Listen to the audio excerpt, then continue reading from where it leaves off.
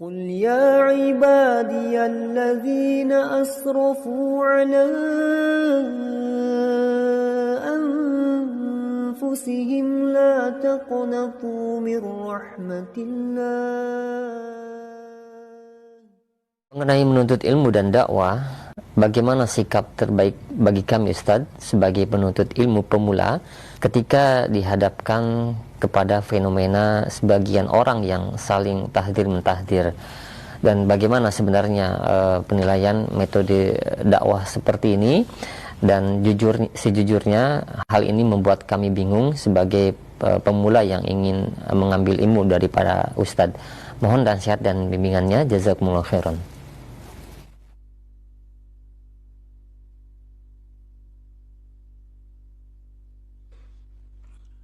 Alhamdulillah wassalatu wassalamu rasulullah. Ini masalah fenomena tahdzir mentahdzir.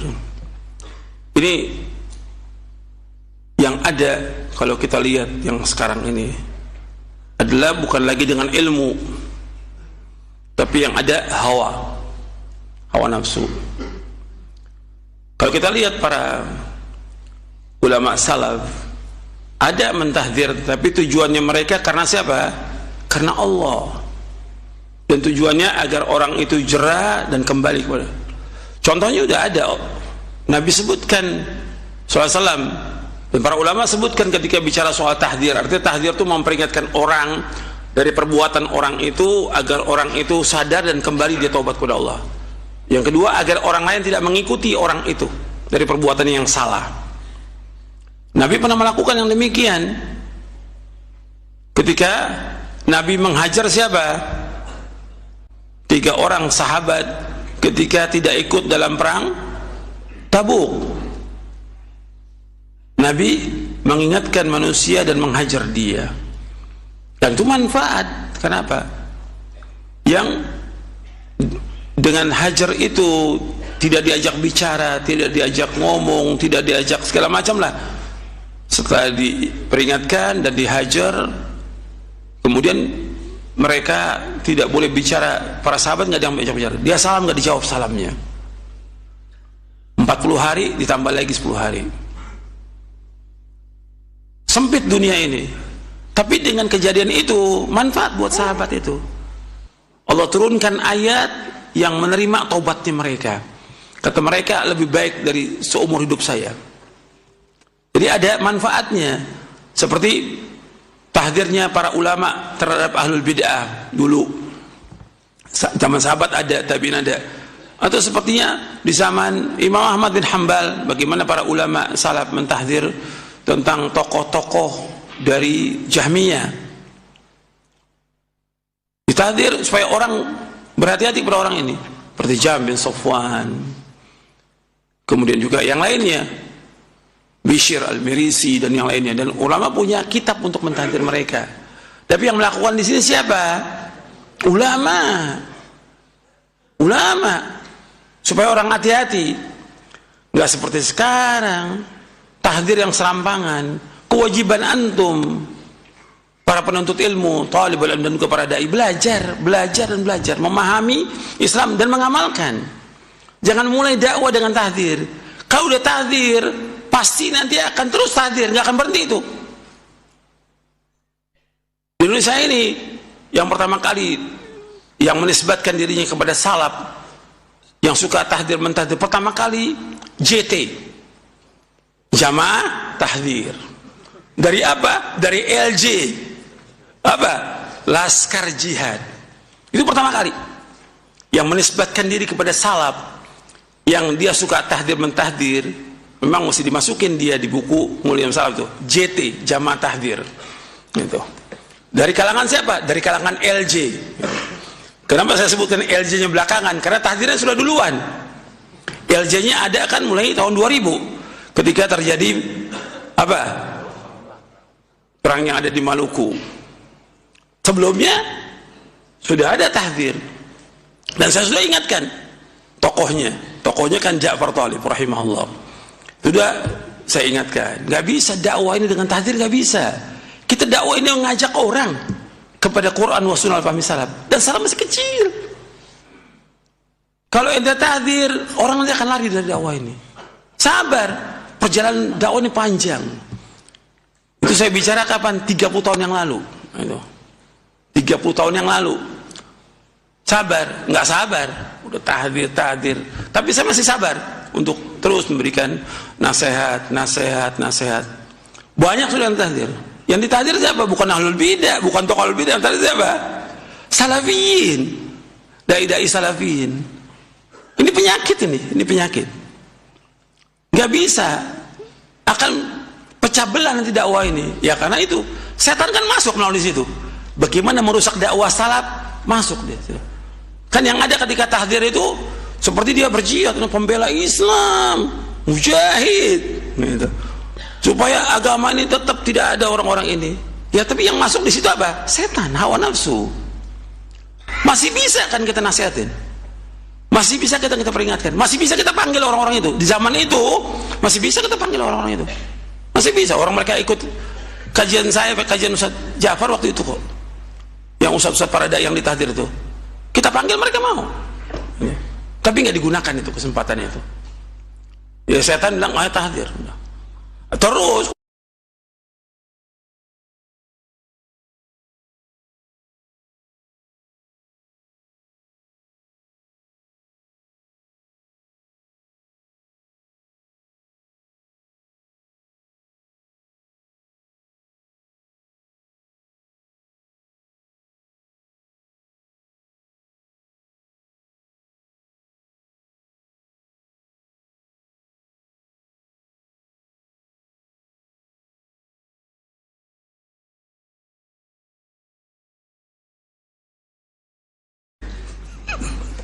Udah semua ditahdir, terakhir ini gembongnya Dajjal ini, dan itu ada di kasetnya, ini Dajjal, syaiton. Ya udah, kita harus sabar. Itulah cobaan dalam dakwah. Terus sampai terjadi konflik Maluku, baru bikin lagi, namanya apa? Laskar Jihad, LJ. Yang pertama kali demo depan istana dengan bawa senjata siapa? Laskar Jihad. Belum pernah ada, mana ada contoh salaf demo kepada penguasa. Ini udah demo bawa senjata lagi tahun 2000. Ini perbuatannya Laskar Jihad. Ini merusak dakwah salaf ini. Ini udah tahdir udah banyak ini. Saya sampai berangkat saya ke Yordan, sampai ke Saudi untuk menanyakan kepada para ulama di sana. Ini yang dilakukan jihad ke Ambon ini tentang dikatakan wajib fardu ain oleh Ja'far dan kawan-kawan. Apakah benar? Kata mereka tidak, bukan jihad.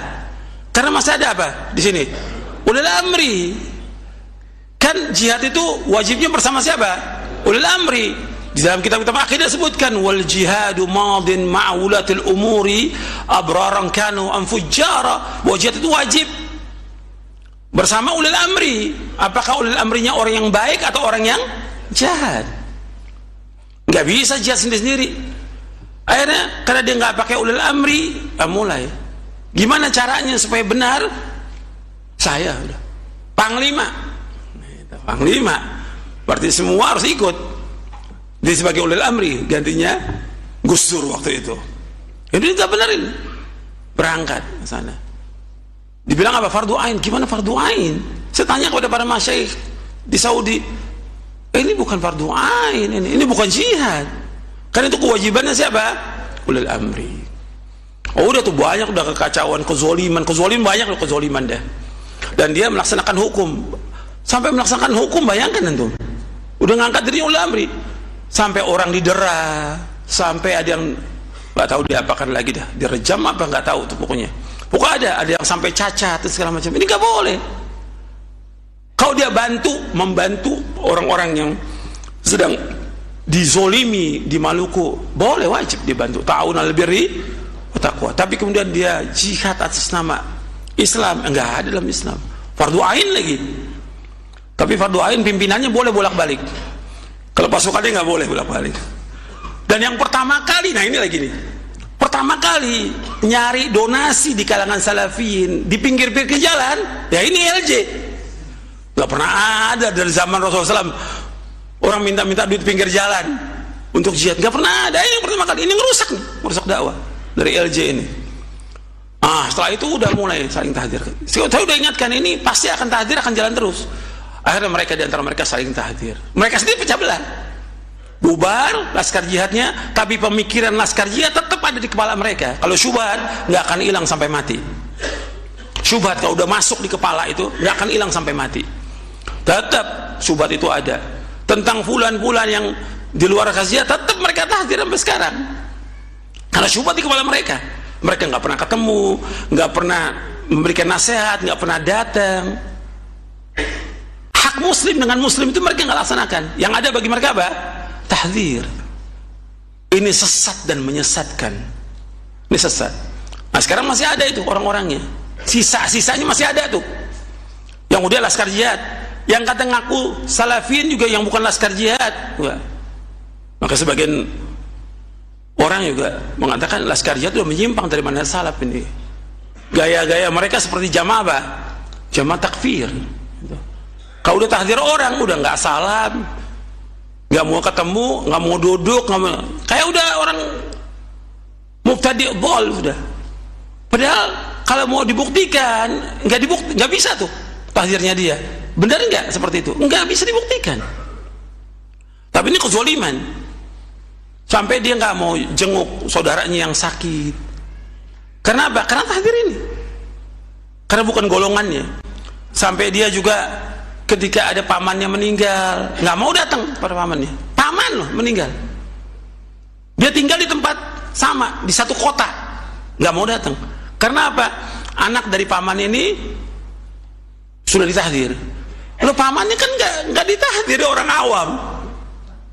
Pecah belah ini. Ini kerusakan dengan sebab apa? Tahdir.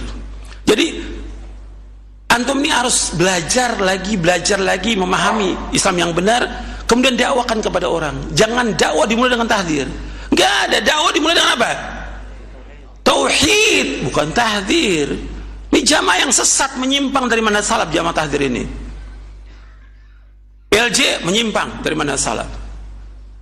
Ini sesat dan menyesatkan kaum muslimin. Tokohnya masih ada orang-orangnya, dan terusnya akan berhenti sampai kapan? Sampai mati mereka akan tahdir. Ustaz-ustaznya yang dari Yaman masih ada, yang dari Yaman saling tahdir mereka sampai sekarang. Yang dari Saudi juga ada, yang dari Mesir juga ada, tetap tahdir. Saya ambil yang besarnya aja. Pokoknya jamaah tahdir ini adanya di negara Arab. Tokohnya ada sampai sekarang. Dan ini udah bikin pecah belah dakwah salafiyah. Di antara mereka saling mentahdir, di antara mereka.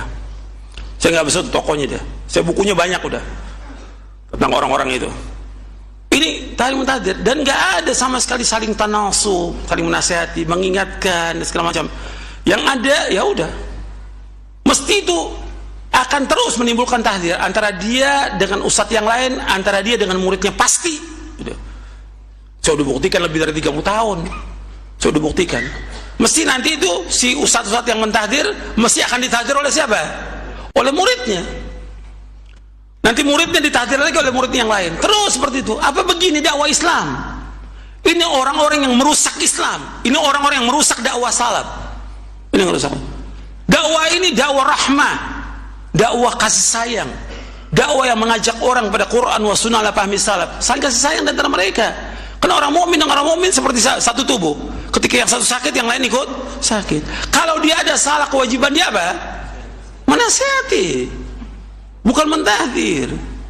Menasihati dengan cara yang baik, nasihati dengan cara yang baik, datangi mereka dengan cara yang baik, ingatkan. Begitulah Islam, agama rahmah. Ini nggak ada rahmah, dicabut sama mereka. Ketika orang udah sifat keras, ya semua orang lari dari dakwah ini. Allah mengingatkan kepada Rasul yang mulia, fabima rahmatin minallahi lintalam walau kunta faddan ghalidhal qalbi lan faddu min hawlik. Allah sebutkan dalam surah Al-Imran, dengan rahmat Allah kalian kasih sayang dengan mereka. Dengan rahmat Allah kalian sayang. Kalau kamu keras, maka akan menyingkir orang semuanya. Tahdir ini termasuk bentuk kekerasan dan kezaliman. Tahdir ini bentuk kekerasan dan kezaliman. Ini merusak dakwah ini. dakwah yang indah bagus nih dirusak.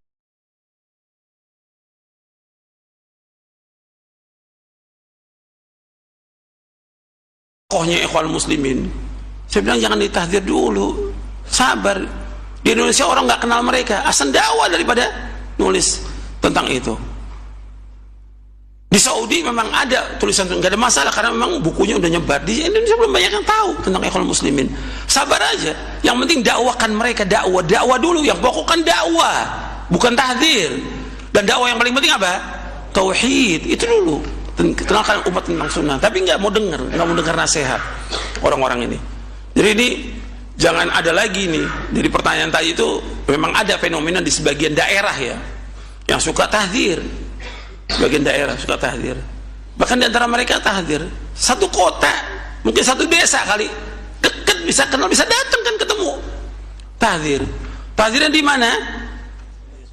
Di medsos. Kan orang lain tahu tuh di mana-mana. Padahal kejadian di satu tempat. Ini kan kebodohan, kejahilan. Ini nggak boleh seperti itu. Mesti kalau ada seorang dai, antum datang aja, nasihati dengan cara baik, kumpul, apa yang salah diperbaiki. Kecuali yang memang yang kita peringatkan, seperti tadi saya sebutkan kayak donasi, saya peringatkan, saya nggak sebut namanya tapi sebut umum. Atau seperti ada seorang dai yang dakwahnya yang dilihat oleh umum, dia gunakan sesuatu yang menyimpang dari manhaj salaf dengan sepeda, dengan moge. Nah, kita ingatkan, kenapa? Dia umum sudah nyebar kemana-mana. Mestinya yang saya sudah ingatkan mereka ngaji, dan saya sudah sampaikan kepada orang-orang dan muridnya, suruh ngaji mereka semua. Nggak ada yang mau ngaji. Tapi yang tahdzir tadi itu diingatkan lagi kepada ustadz-ustadz yang ada di daerah itu, tolong diingatkan, didatangi atau ditelepon, dipanggil. Jangan, sebab kalau ditahdzir akan terus, nanti muridnya akan tahdzir. Kalau gurunya tahdzir, mesti muridnya lebih apa? Lebih keras lagi nanti. Dan nanti ujungnya si murid akan mentahdzir siapa? Gurunya. Dan ini udah terbukti, udah hancur ini gara-gara mereka, karena mereka udah menyimpang dari manhaj salaf. Bukan tahdzir nggak boleh, tapi tahdzir boleh kalau memang pada tempatnya dan ulama yang paham tentang ini, dan ada apa? Ada maslahatnya, karena dakwah ini, Islam ini mengajak orang kepada hal yang bermanfaat, meninggalkan yang tidak bermanfaat. Sekarang ketika dia tahdzir, orang sadar, taubat, nah itu baru manfaat. Tapi ketika dia tahdzir, orang tambah jauh, tambah pecah belah, ya nggak manfaat, nggak ada manfaatnya tahdzir itu. Kalau dulu para ulama salaf ketika mentahdzir, banyak yang taubat, banyak yang kembali kepada Allah Taala.